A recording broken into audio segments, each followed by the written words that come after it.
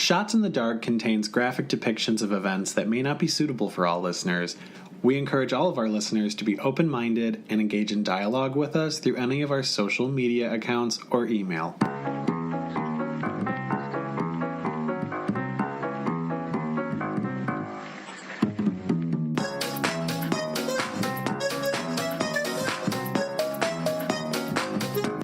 Welcome to Shots in the Dark, the show where two friends use a podcast that they run together as yet one more excuse to get together on a Saturday night and drink. I'm Ty. I'm Whitney, and we are going to pretend that we both have lives on Saturdays. This is my life. What are you talking about? I mean, you're kind of my life, so. I'm living for it. So, hi. Hi. And if you're coming back, hi and welcome back. And if you haven't heard of us yet, bear with us. We are appreciative of you.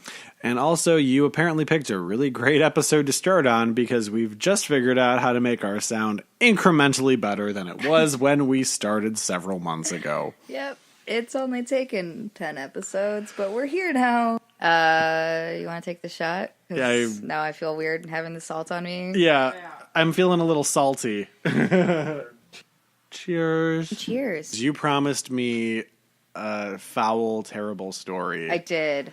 Which, here's the unfortunate part on this. So I do have to do a trigger warning. My story has extreme torture and abuse, mutilation, imprisonment, and post-mortem dismemberment. Okay. Before I get into all of that, I'll give a heads up because it's a bit aggressive and does affect people in different ways, and we want to be sympathetic to that. Before I start my story, and you guys might be listening to this a little bit late, but I'm super, super jazzed that more information has been coming out about the Golden State Killer. And they're using the same technology to try to figure out who the Zodiac Killer is. I know. It's really cool. It's so cool. With this story, like I said, there's a trigger warning. I also don't speak Cantonese. I speak pretty bad English to begin with. Just enough French to not get my ass kicked. So bear with us. I looked it up, but it might not sound the greatest. To further kind of illustrate what's actually going to be happening in my story, I did take a quote from the judge that worked on their case. Never throughout the years in Hong Kong has a court heard such cruelty, depravity, callousness, brutality, violence, viciousness perpetrated by a human being or human beings on another human being. Even an animal would not have been maltreated in the same way as that received by the deceased. So when a judge is saying this very openly, I feel like it's time to heed that kind of warning. Yeah, okay. All right, I feel like shit's gonna get real. Yeah, it's not great. What's happening is not great. So Zim Sa Jui, or the Sharp Sand Mouth, is on the Kowloon Peninsula, overlooking Victoria Harbor. It's one of Hong Kong's most tourist-focused areas.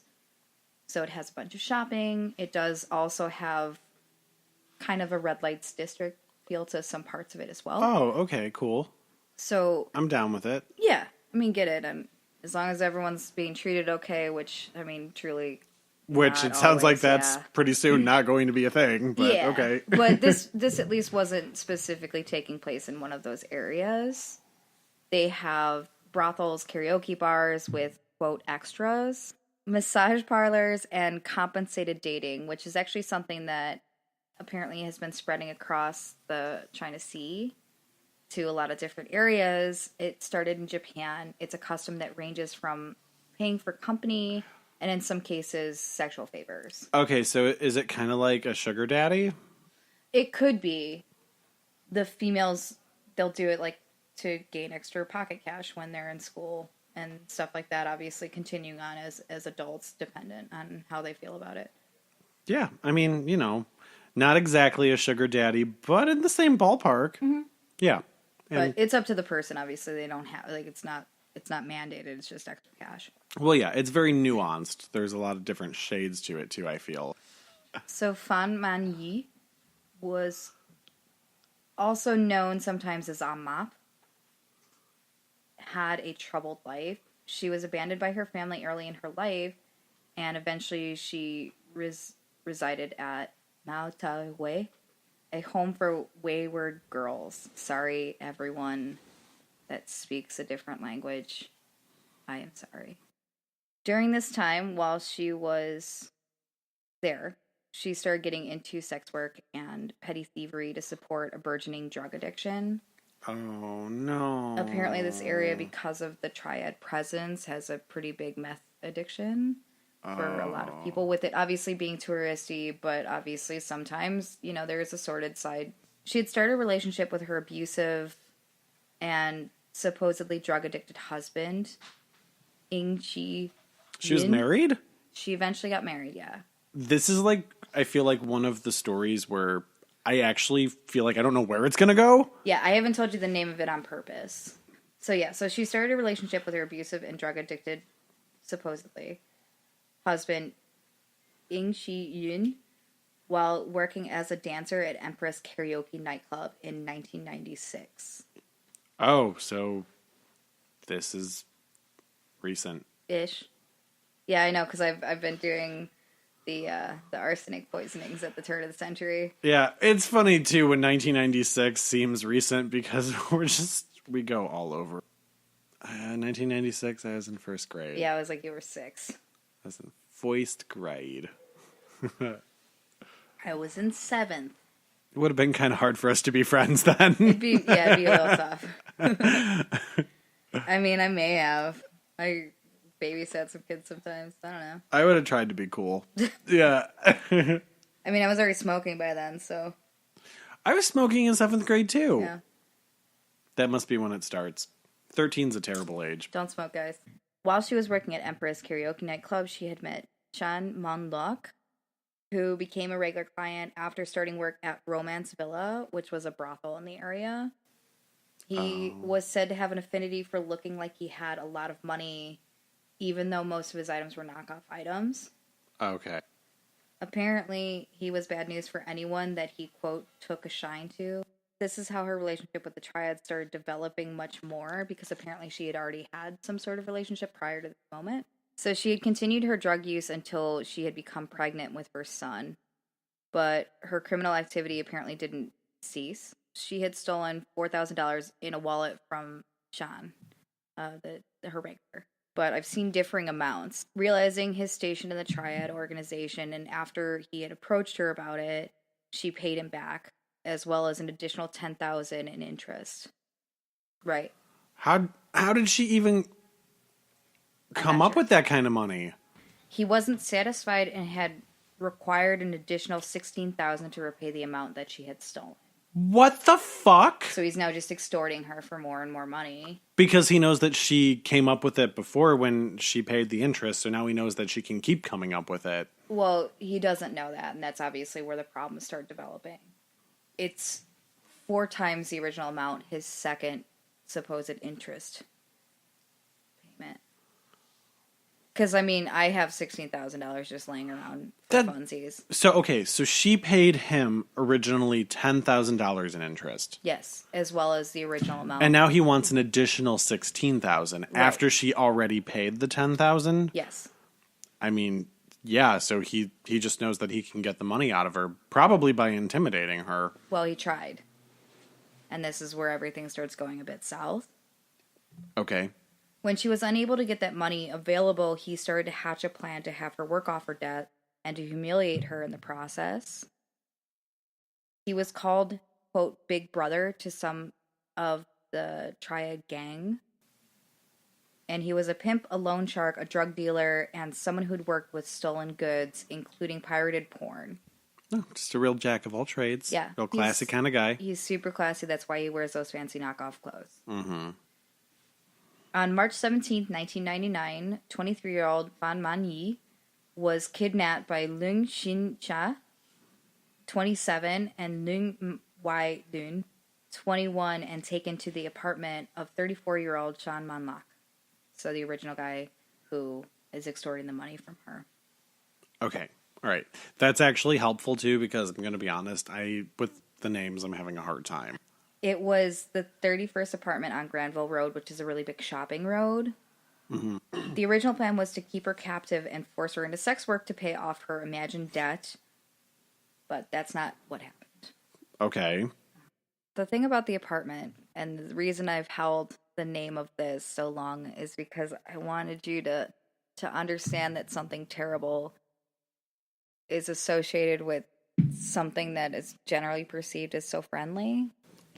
Okay. So in addition to stolen goods, bootleg porn, drugs, which primarily were meth, an outrageous amount of Hello Kitty merchandise, both real and knockoff, was in the apartment. This is known as the Hello Kitty murder. And I need you to understand that you're laughing now, but you will not be seconds from now. I just really love Hello Kitty, that's all. Are you going to ruin Hello Kitty for me? I'm not going to ruin Hello Kitty because it hasn't ruined it for somebody else that loves Hello Kitty, and I have a quote from her later. So. Oh, good. Yay. But it's not great. Sorry about you guys. This is where everything's going to get a bit bad. I would suggest skipping forward about 15-20 minutes. If you hear Ty talking or singing songs, then you're probably at the end of my story because there will be no laughter from this point on. Ever. Ever again. You're making me very nervous. So soon after, they began to beat her with varying methods. So it first started with hands and fists, and then they'd kick her.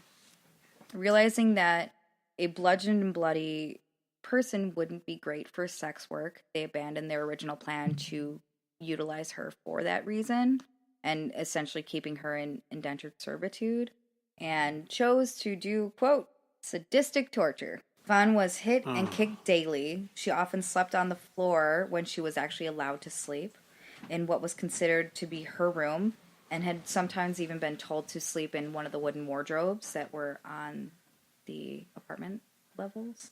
Oh. Yep. More often, extreme torture would take the place of sleep.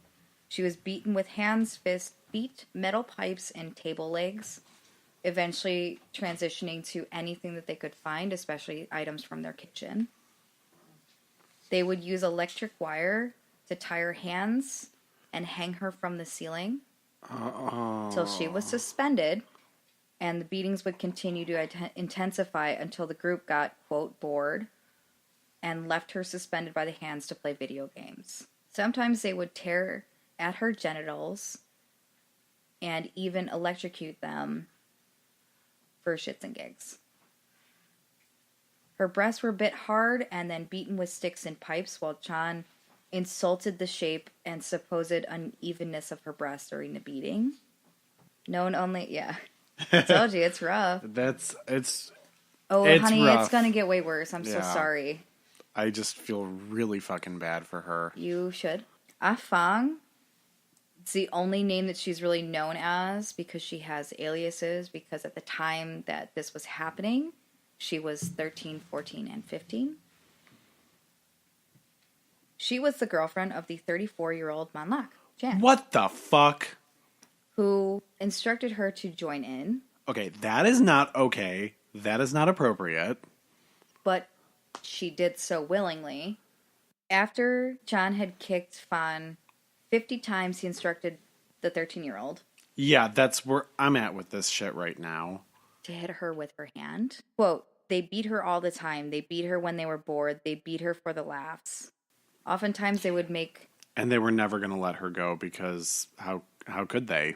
Well, the original plan was to let her go, but then they realized obviously later that they couldn't. Yeah, I mean, at this point, if they let her go, I mean, I think that for them it would be too risky. Right. Okay, so they had made her stay quiet through the beatings and often would force her to laugh or smile as though she was enjoying their treatment. That's fucking sick. Quote from the 13-year-old. It was a game they played. If she didn't pretend to be happy, they would beat her harder. They told her to laugh and smile when they burned her. It was a fun atmosphere. It was a fun atmosphere? Yep. No, girl. A fun atmosphere is like when you go to Pride in Chicago at the end of June and everyone's having a good time, getting a little toasty. That's a fun atmosphere. Not everyone's having a good time. This is not a fun atmosphere. Remember how I said we were going to have to do a mid-show shot? And I was saving the we're whiskey gonna for have that. to, yeah. So, if she cried out in pain or wasn't smiling as requested, obviously they would beat her harder or come up with more